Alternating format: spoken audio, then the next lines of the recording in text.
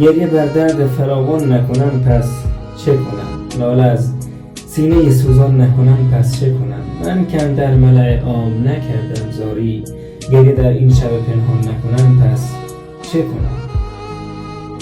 من که از داغ عزیزی دلم سوخته است، ناله از این دل سوزان نکنم پس چه کنم؟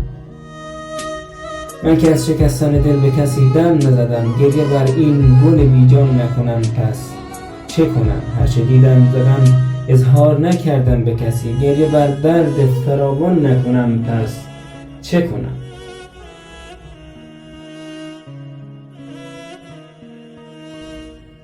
او نوجوان بود و عزیز دل ما بود، او نوجوان بود و عزیز دل ما بود، گر من این سینه را چاک نکنم پس چه کنم؟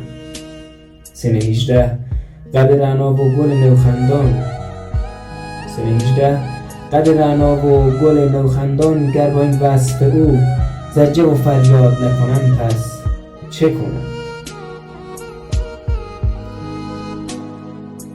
27 ز روزه و 7 از بهار 404،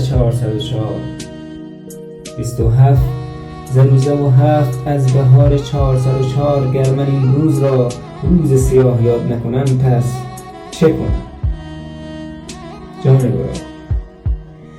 جان برار تو که رفتی و من در غم تو جنگ و دعوا با این تقدیر بی رحم نکنم پس چه کنم؟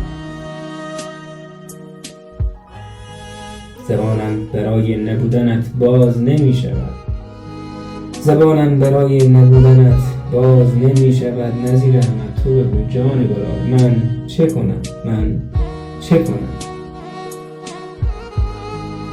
عقل و گوش و بصر و دیده باز می داند، عقل و گوش و بصر و دیده باز می داند، ولی گر با این دل بی منطق خود بحث نکنم پس چه کنم؟ نظیر احمد رفته و دیگر بین ما نیست، نظیر احمد رفته و دیگر بین ما نیست، وای از این وای از این، من چه کنم؟ من چه کنم؟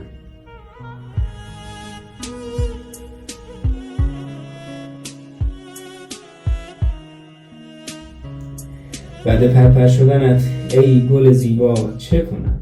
من به داغ تو جوان رفته ز دنیا چه کنم؟ بهر هر درد دواییست به جز داغ جوان، بهر هر درد دواییست به جز داغ جوان، من به دردی که در او نیست مداوا چه کنم؟ من به دردی که در او نیست مداوا چه کنم؟